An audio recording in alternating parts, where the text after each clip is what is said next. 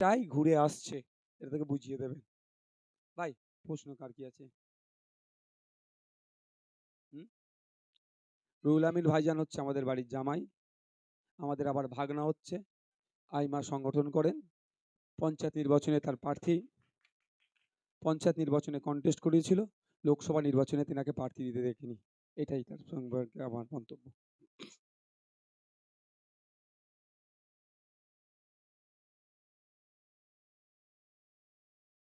দেখুন, আমরা ১৭টা প্রার্থী দিয়েছি, ১৭টা প্রার্থীতে ১০০% আশাবাদী। কিন্তু কিভাবে পাবো? মানুষ যদি আমাকে ভোট দেয়।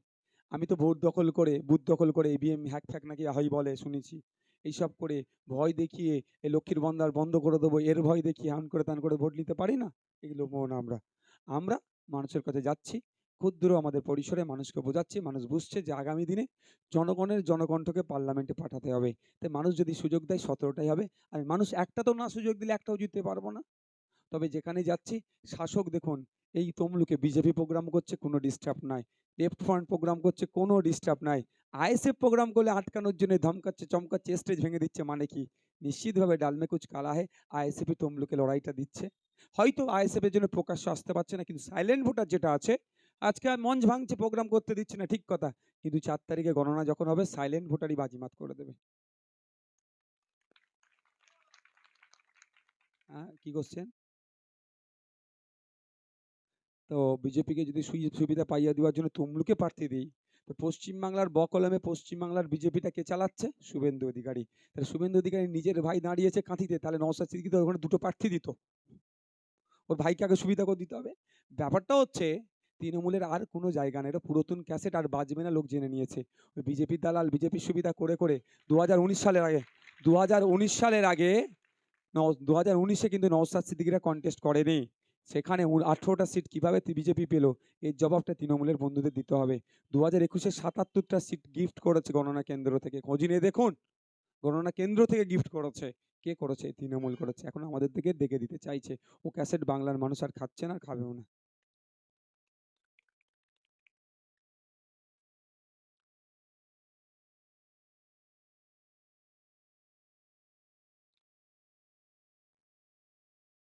আমি আমার অ্যাডভোকেটের সাথে কথা বলেছি এই বিষয়টা নিয়ে, যে আমি অ্যাডভোকেটের সাথে কথা বলেছি, প্রয়োজনে আইনি পদক্ষেপ নেওয়া যায় নাকি দেখব। যেভাবে এরা ধর্মকে নিয়ে খিল্লি করছে মেনে নেওয়া যায় না।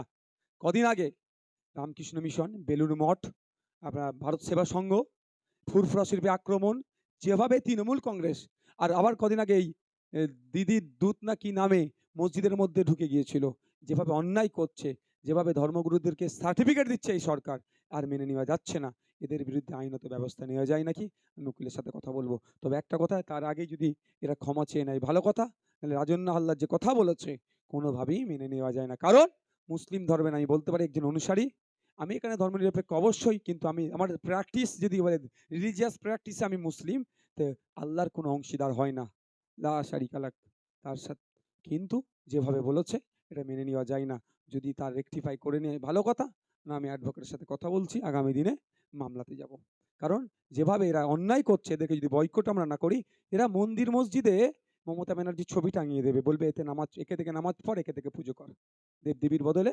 আর আপনার জায়নামাজের বদলে ছবি দিয়ে দেবে।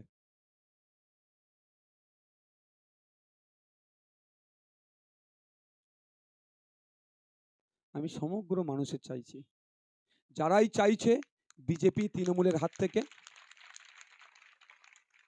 আমি বিজেপি তৃণমূলের হাত থেকে বাংলাকে মুক্ত করতে হবে, চোর মুক্ত বাংলা করতে হবে।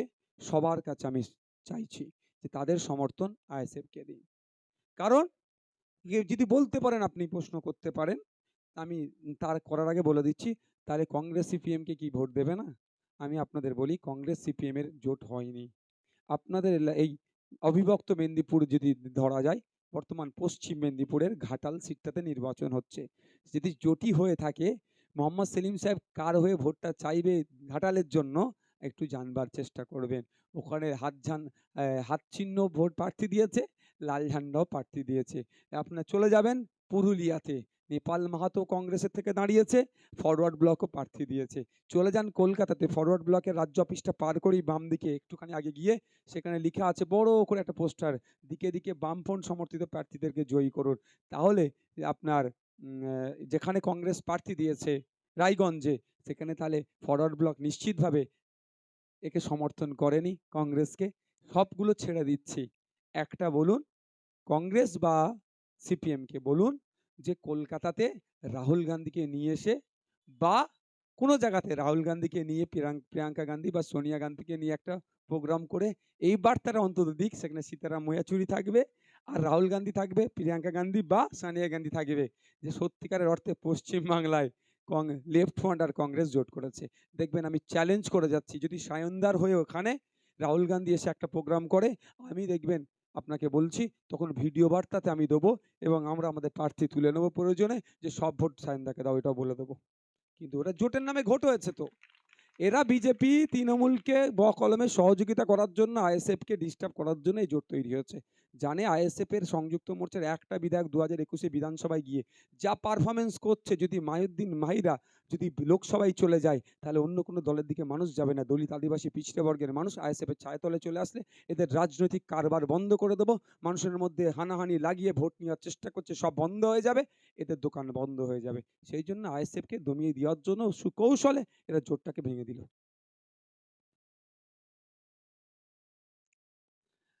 দালালকে আমি বলবো না, তো আপনারা বুঝে নেন, দালাল বলবেন কি সহযোগিতা করছে বলবেন, কি তৃণমূলকেও সহযোগিতা করছে আপনারা বলুন। এখানে পশ্চিমবাংলায় হেভিওয়েট নির্বাচন চলছে, ভালো ভালো প্রার্থী দিয়েছে, ওটা অস্বীকার করার কোনো জায়গা নাই। কিন্তু কংগ্রেসের জাতীয় স্তরের একটাও নেতৃত্ব এসে প্রোগ্রাম করছে না সিপিএম এর সাথে এক স্টেজে, আমরা প্রশ্ন করতে পারি না? তাহলে কিসের জোট করেছেন? যেখানে বলছেন বামপন্থীদের সাথে কংগ্রেসের জোট, যেখানে বামপন্থীরা প্রার্থী দিচ্ছে কংগ্রেসও প্রার্থী দিচ্ছে কেন? এ প্রশ্ন করছি আমরা।